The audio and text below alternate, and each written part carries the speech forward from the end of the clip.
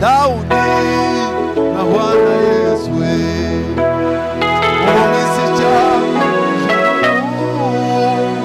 ni wewe utumurikira bari mu mwijima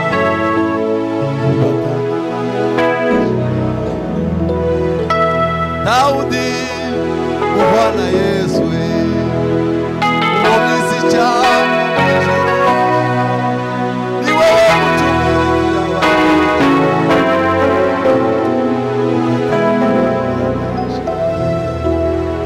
ni wewe wewe mutumurikira bari mwijima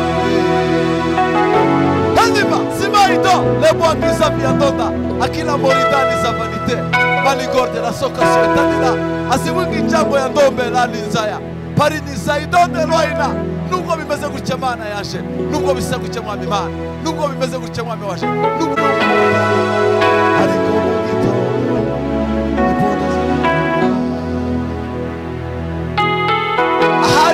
bwije mu buzima bwawe nyamara wihangane umusekura atanditse kandi ni nababa siba nikulu wa siba emonega ya dongi na litebe sikata na litebe asibi ndogicha wandi na litebe kirifata na litebe nubwo bwije mwami mana ariko data wa twese uri imbaraga zacu uri umutabazi wacu mwami mana uri umurengezi wacu mwami mana genda muri ya misozi mwami wacu ukora igitangaza mwami wacu Baburu tokirwa uri buryo ukuboko kwa muhambaye uza gukora mitsi uza gukora magufa uza gukora misokoro uza gukora mubwenge uza gukora uza gusenga imigambi cyangwa rya uryamwiye ngo ufite imbaraga zo gukubita hasi uzishira hejuru kurwanya umugambi w'Imana icyo wagambiriye ku bwoko bwacu icyo wagambiriye ku gihugu cyacu n'ukuri turakwizeye Imana twiringa imbaraga zawe n'ubushake bwawe Mana uri umutabazi mu gitondo na nimugoroba urera ibihe byose Yesu kandi duhimbaje ubuntu bwawe bukomeye imbaraga zawe zitangaje elimogaria samariti kisa molenda ngonda wakinitaya aviza ngonda mukinipadinaritish azimokita sho etadire dusabiye itorero kugira ngo mwami Yesu ukomeze imitima yawe mu bihe bisakuriye mwami Imana ukomeze imitima kugira ngo imbaraga z'Imana ziganze mu rubyiruko abakuru n'abatoya bumva Imana nubwo bisakuriye mwami Imana ariko barushaho kumva Imana mwami Imana itorero ryawe mwami waje waravuze ngo uzaricu ari riziranenge niyo mpamvu data tuvuze ngo icubahiro kikugarukire urushaho gukora mwami Imana uri umukozi w'umuhanga tusa natwe imbazwa iteka ryose kubasha gukora ibikorwa. Haleluya. Mbere turashima Imana kubera kuko ibasha kutwemerera ikaduha uyu mwanya. Imana ihimbazwe. Icongeyeho nanone turashimira abantu bose bafashe umwanya kugira ngo badukurikirane kugira muri uyu mwanya. Tunabakira mwese abadukurikiye kuri channel yacu yitwa Ishimwe Media kugira ngo dusangire ijambo ry'Imana. Twiyegereje abantu bari ahatandukanye aho muri hose kugira ngo tuze gufatikanya mu mwanya mutoya cyangwa se muremure turibuze kwiga ijambo ry'Imana. Ntabwo turibuze gufata umwanya muremure kubera impamvu nyine zitandukanye, ariko uwo turi bufate wose ndagira ngo tuze kusangira, tuze kubanamo. Turaza gusoma ijambo, ariko tutarasoma ijambo ahari wenda turaza kuvuga amagambo makeya. Natekereje ko turibuze kwibutsanya kubera ko byose byumviswe. Ndibuze kwibutsa abakristo cyangwa se abera cyangwa se abakijijwe umwanzi wacu wari we, kubera ko maze kwitegereza ibintu byinshi n'abantu benshi nasanze intambara turwana. Abantu benshi bayobewe umwanzi, kandi icagaciro kanini cyane umurwanyi mwiza numenya uwo bahanganye nawe akamenya n'intwaro agomba gukoresha. Rero nahisemo gufata uyu mwanya kugira ngo nze kwibutsa abakristo bose cyangwa se abavandimwe bose umwanzi wacu duhanganye nawe ndetse n'intwaro tugomba gukoresha. Ariko hari we tuze kubona umwanya wo kuzivuga zose, turaza kuvuga nkeya muri izo ngizo naho zagiye zikora kandi nibyo zagiye zikora nyinshi byinshi. Rero turabakiriye muri uyu mwanya, reka dusome ijambo ry'Imana ritwereka ibyo bintu byose twari tuvuze aho biri. Ni ijambo ryanditse mu Baefeso, ni ibice 6 nico gipande cya nyuma n'umurongo wa 10. Abaefeso abadukurikiye mu jumve ibice 6 n'umurongo wa 10 haravuga ngo ibisigaye mukomerere mu mwami no mu mbaraga z'ubushobozi bwe bwinshi, mwambare intwaro zose z'Imana kugira ngo mubashe guhagarara mudatsinzwe n'uburiganya bwa Satani.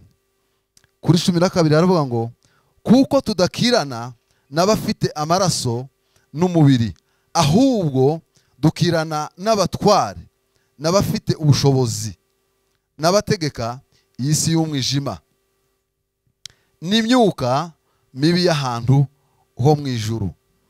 Mwumvise umwanzi wacu uwo ari we. Icyo nashakaga kubabwira ni ukubibutsa, kubera kuko nasanze abantu bose twese uko tungana turi mu rugamba, ariko urugamba turimo abantu benshi ntibamenya umwanzi bahanganye nabo.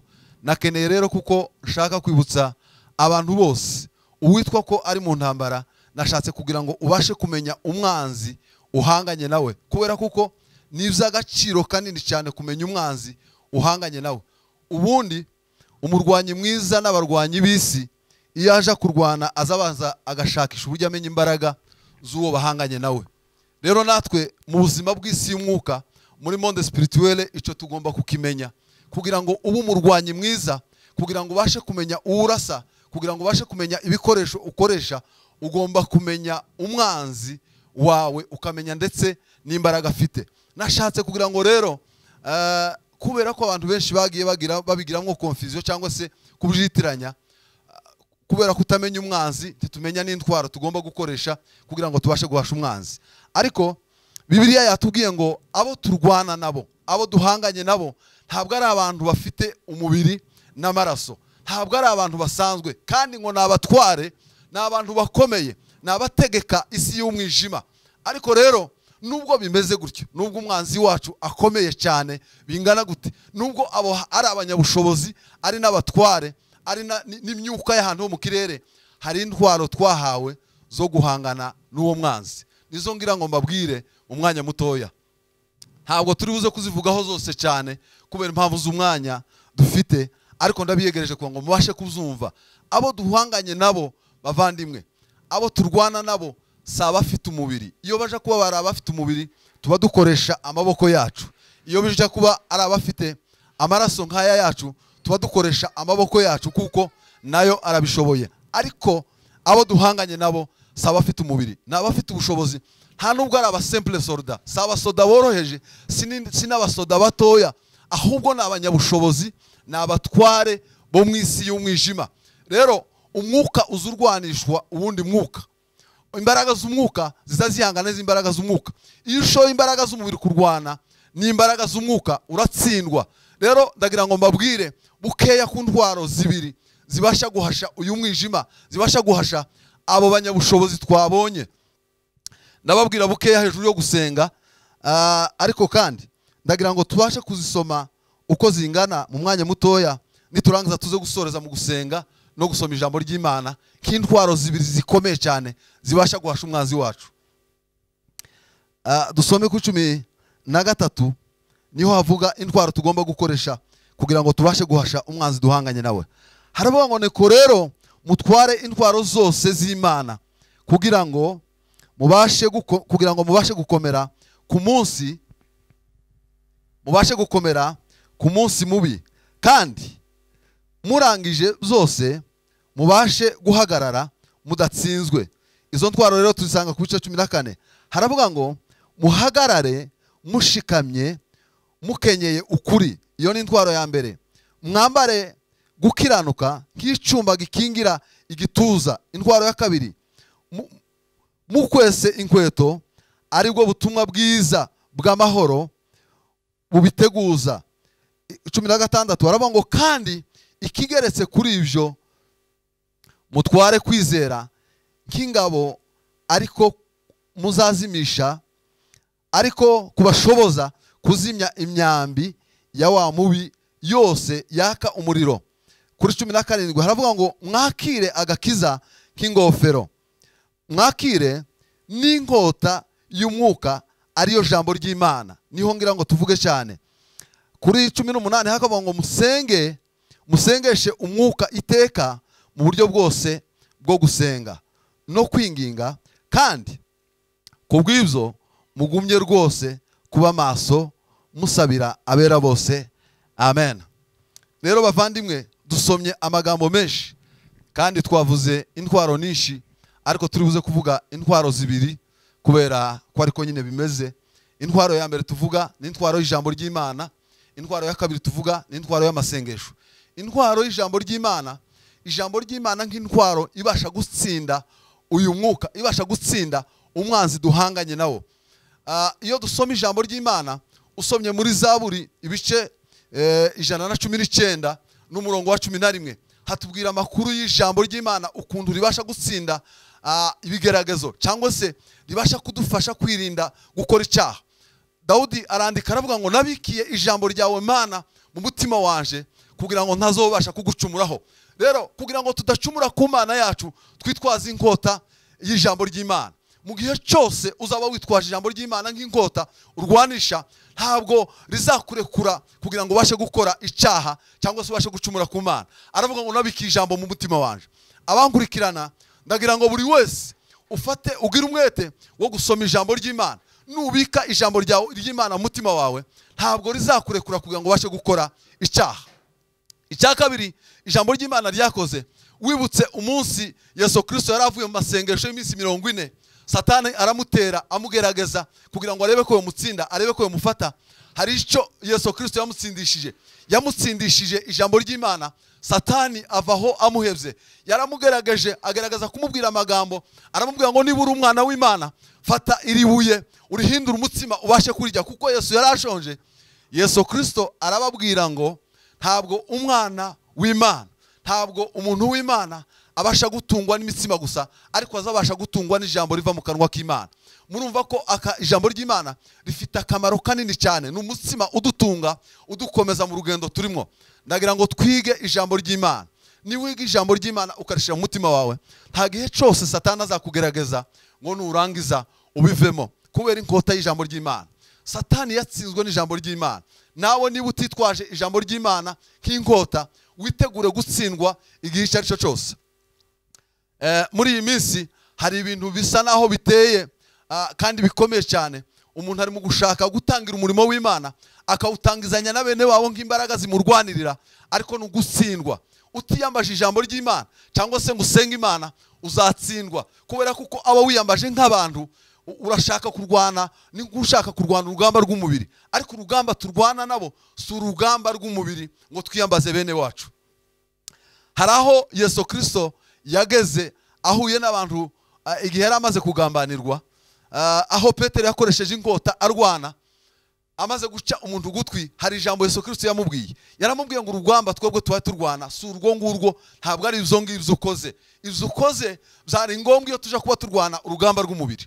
Bavandimwe, natwe intambara turimo, urugamba turimo, ntabwo ari urugamba rw'umubiri. Ndagira ngo twitwaze inkota ari ryo jambo ry'Imana kugira ngo tubashe gutsinda umwanzi Satani.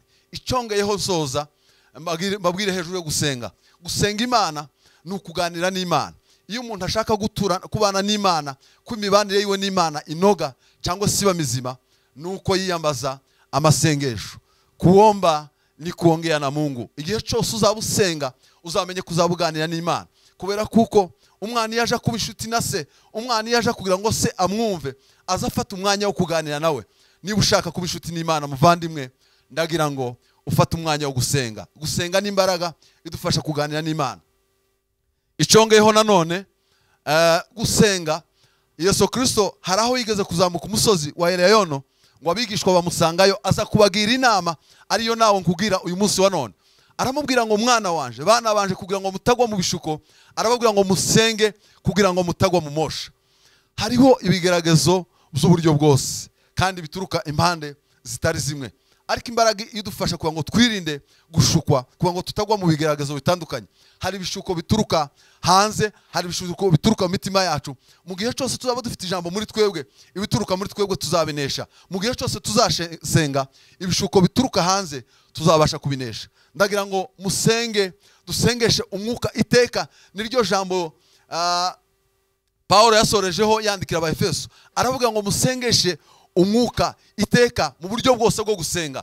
Nidusenga mu buryo bwose, dukoresheje uburyo bwose bwo gusenga, ni imbaraga izadufasha gukira ibishuko. Yesu Kristo niyo nama yagiriye abigishwa biwe, aravuga ngo kugira ngo mutagwa mu bishuko, kubera kuko hariho umusemburo hano hanze. Hari abatubwira gukora ibindi, hari abatwigisha gukora imyuga bakora kugira ngo tubashe gutakaza imbaraga zacu, ariko imbaraga ziturinda kugwa mu bishuko ni ugusenga. Rero bavandimwe, mu gihe cyose uzafata umwanya ugasenga, ntabwo uzagwa mu gishuko. Nubwo Satani yagutera ku manywa cyangwa se nijoro, mu gitondo cyangwa se nimugoroba, agushukisha ibitandukanye, ntabwo azagutsinda mu gihe cyose uzaba wasenze, wanasomye ijambo ry'Imana. Twirinde rero, tube maso, utekereze, umenye umwanzi muhanganye nawe, umenye n'intwaro ugomba gukoresha. Wirinde utazokoresha intwaro z'umubiri uhanganye n'umwuka. Abo duhanganye nabo ni abanyabushobozi, abo duhanganye nabo ni abanyembaraga, ariko imbaraga idufasha kubatsinda ni iyihe? Ni ugusoma ijambo ry'Imana no gusenga. Ni imbaraga rero igufasha kugira ngo ubashe gutsinda umubi.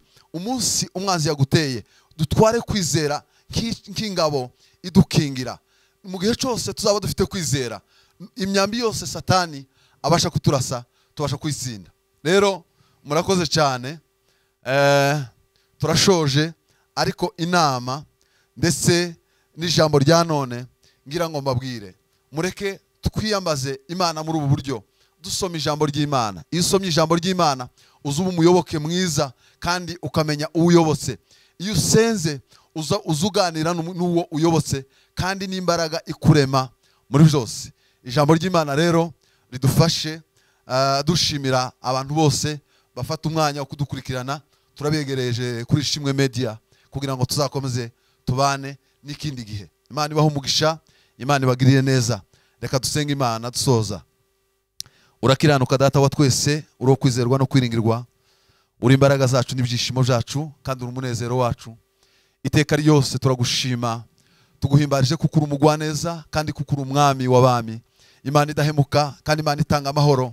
Ni wowe wenyine murinzi wacu wo kwizerwa no kwiringirwa. Ni wowe ubasha kudukangurira gusoma ijambo ry'Imana ndetse no gusenga no kwirinda mu bihe byose, Mwami Yesu. Kandi ubasha kuduhishurira umwanzi wacu, ntiduhangane nabo tuvukana, tubita abanzi bacu, Mwami wanje. Dore intambara nyinshi twazishoye muri ubwo buryo, ariko duhamagaye Imana isumba byose kugira ngo wigishe imitima yacu, utwibutse Mwami Imana, kandi utwigishe iteka ryose. Imbaraga zawe ziganze, ugirire neza abatwumva, ubashe kubitaho ubugingo bwabo n'ubuzima bwabo, Mwami Imana. Abaguye mu mosho ubashe kubakuramo kubw'imbaraga z'ijambo, kubw'imbaraga z'isengesho. Himbazwa rero kubasha kubana natwe, kandi ukabutugirire neza muri byose, mu izina rya Yesu Kristo. Amen.